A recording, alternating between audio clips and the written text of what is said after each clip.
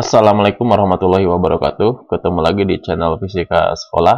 Kali ini kita akan membahaskan tentang pembahasan kita mengenai gaya Coulomb tentang kelas 9. Ini listrik ya, listriknya listrik statis. Oke, mari kita mulai. Jadi yang pertama yang akan kita pelajari ini konsep umumnya adalah listrik statis. Tapi secara khusus kita akan mempelajari gaya Coulomb atau gaya listrik. Nah, mungkin ini akan sedikit aneh ketika saya menampilkan gambar ini. Tahu kan gambar ini apa? Ini adalah sebuah mesin fotokopi. Nah, pertanyaannya, apa sih kaitannya gaya Coulomb atau gaya listrik dengan mesin fotokopi ini? Oke, kalau tidak tahu, perhatikan. Kita balik lagi ke konsep sebelumnya. Jadi, kalau di konsep sebelumnya kita belajar muatan di sini. Ini muatan harus tahu nama-namanya. Nah, ini adalah muatan positif. Yang ini muatan negatif. Yang ini tidak bermuatan atau netral. Nah, lalu bagaimana interaksi dari ketiga muatan ini?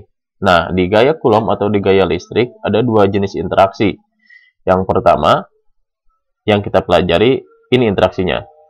Positif dengan negatif. Di sini terpisah sejauh R. Kira-kira apa yang terjadi? Ternyata di sini sudah biasa, tarik, menarik. Nah, berarti kedua gaya ini akan menarik masing-masing benda. Nah, gaya yang pertama ini adalah F12, gaya yang kedua adalah F21. Nah, F12 artinya apa? Gaya yang dirasakan benda 1 akibat 2. Sebaliknya, F21 adalah gaya yang dirasakan benda 2 akibat benda 1. Sekarang, saya punya positif dengan positif. Kira-kira interaksi yang terjadi bagaimana? Nah, kalau dia pisahkan sejauh R, ternyata maka dia akan terjadi tolak-menolak. Berarti kalau sejenis, dia akan saling menolak. Nah, ini adalah F12, yang ini adalah F21. Nanti kalau saya gambar di sini negatif dengan negatif, maka interaksi yang terjadi juga akan tolak-menolak. Oke, sekarang berapa besar gaya dari F12 dan F21? Ini besar gayanya. F sama dengan K Q1 Q2 per R kuadrat. F-nya adalah gaya Coulomb, kemudian K-nya adalah ini, kemudian Q-nya adalah muatan, dan R-nya adalah jarak pisah kedua muatan. Nah, secara sederhananya, bagaimana pengaruh dari Q dan R? Kita lihat seperti ini. Ini adalah faktor yang mempengaruhi gaya. Yang pertama adalah muatan benda. Perhatikan ini. Saya punya Q, jaraknya R. Apa yang akan kita ubah? Berarti di sini gayanya akan tarik-menarik. Kita gambarkan dulu. Berarti ini adalah F, tarik-menarik. Sekarang kita ubah. 2Q, 2Q. Jaraknya tidak berubah sama sekali. Kira-kira apa yang terjadi dengan gaya yang bekerja pada masing-masing muatan ini? Apakah membesar atau mengecil? Nah, kita lihat. Kita simbolkan gaya yang baru ini sebagai F aksen. Nah, F aksen ini apakah lebih besar atau lebih kecil? Nah, kita lihat. Oke, sekarang F sama dengan Q. Ini untuk apa? Ini untuk keadaan yang pertama. Berarti ini Q. Kenapa R-nya tidak saya tuliskan? Karena R-nya tidak berubah. Dan K-nya juga tidak berubah. Jadi cukup faktor yang berubah saja, yaitu muatan benda. Berarti yang kedua, F aksen adalah 2Q dikalikan 2Q. 2 kali 2 berapa? 4. Q dikalikan Q, ini yang di atas. Nah, Q dikalikan Q itu ialah F. Berarti F aksen itu sama dengan 4F. Jadi kalau saya gambar, nah, vektor ini menunjukkan 4 kali lebih besar daripada gaya yang pertama. Nah, berarti kalau kita lihat, semakin besar muatan benda, gayanya akan semakin besar. Nah, itu namanya berbanding lurus. Jadi, gaya listrik itu berbanding lurus dengan muatan benda. Oke, sekarang perhatikan. Bagaimana faktor jarak pisah akan mempengaruhi gaya? Berarti kalau saya punya muatan, ingat di sini Q, negatif dengan positif sejauh R, maka akan tarik-menarik. Di sini F. Kemudian, kalau kita ubah di sini, nah Q-nya tidak berubah, perhatikan, saya menggeser muatan saja, lebih menjauh. Ini berarti jadi 2R. Gayanya tetap tarik-menarik, karena di sini negatif, di sini positif. Oke, sekarang kita tuliskan F yang baru, F aksen. Akan membesar atau mengecil? Nah, kita lihat di sini. F yang lama ini adalah 1/R kuadrat, karena R-nya tidak berubah, di sini belum berubah ya. F yang baru 2R dikuadratkan. Jaraknya sudah berubah. Kenapa saya muatannya tidak diperhatikan? Karena muatannya tidak berubah.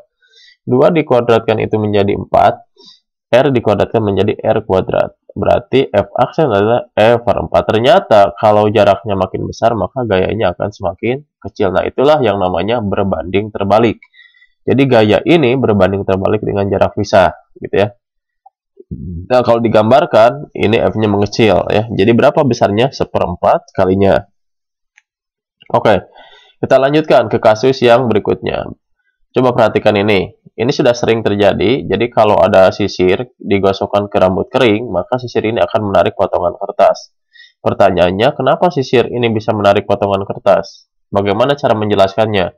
Oke, kalau ini potongan kertas, maka potongan kertas ini akan bermuatan netral. Ketika didekati oleh yang negatif, maka muatan di kertas ini akan terpisah. Kenapa? Karena ada gaya di sini. Yang positif akan ditarik oleh yang negatif, sebaliknya negatif akan menolak yang negatif. Negatif dengan positif akan tarik-menarik. Negatif dengan negatif itu akan tolak-menolak. Berapa besar gayanya? Pasti besar gayanya dipengaruhi oleh jaraknya.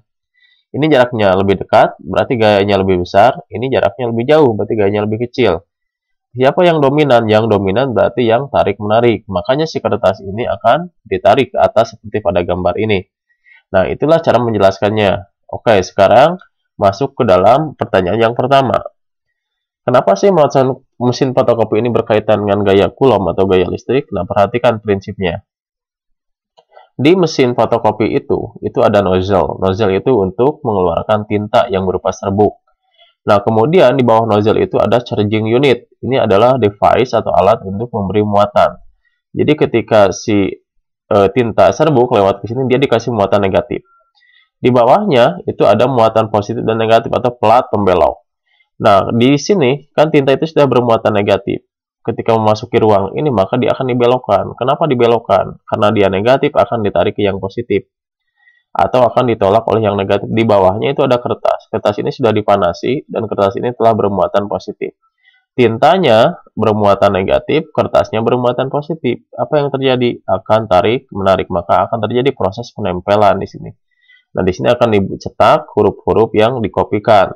Nah, satu huruf itu memerlukan 100 tetes tinta yang telah dimuati. Nah, itulah proses untuk fotokopi ya. Bagaimana interaksi gaya Coulomb atau gaya listrik tarik-menarik terjadi pada proses penempelan kertas dengan tinta. Oke, sekarang masuk ke latihan soal. Latihan soalnya sederhana, 4 milicoulomb, 9 mikrocoulomb terpisah pada jarak 2 cm satu sama lain. Oke, sekarang saya tuliskan dulu. Mili itu min 3, mikro min 6, senti itu 10 pangkat min 2. Kenapa harus dibuat ke SI? Karena satuan gaya itu Newton, berarti semuanya harus dibuat ke SI. Oke, sekarang rumus gayanya seperti ini. K, bukan Q1 di sini karena muatannya A dan B, maka A Q B per R kuadrat. Kita tuliskan di sini rumusnya 9 kali 10 pangkat 9, min 3 ini, min 6. Ini jangan lupa dikuadratkan semuanya. 2 dikuadratkan 4, 4 dibagi 4, 1. 9 kali 9, 81 dikalikan 10 pangkat min 4. Mudah ya, jadi asal ininya diubah, ininya juga diubah, jaraknya juga diubah. Oke, sekarang latihan. Sederhana, mili, mikro, jaraknya 100 cm. Ubah ke coulomb, ubah ke coulomb, ubah ke meter. Yang kedua, Q, 2 Q. Sekarang jaraknya jadi masing-masing, A-nya menjadi 2 Q. Dan jaraknya menjadi 2 kali semula. Berapa gaya yang baru? Tadi pakai faktor yang mempengaruhi gaya gitu ya. Oke, itu saja yang bisa saya sampaikan tentang gaya Coulomb. Semoga dapat memahami. Saya ucapkan sekian. Assalamualaikum warahmatullahi wabarakatuh.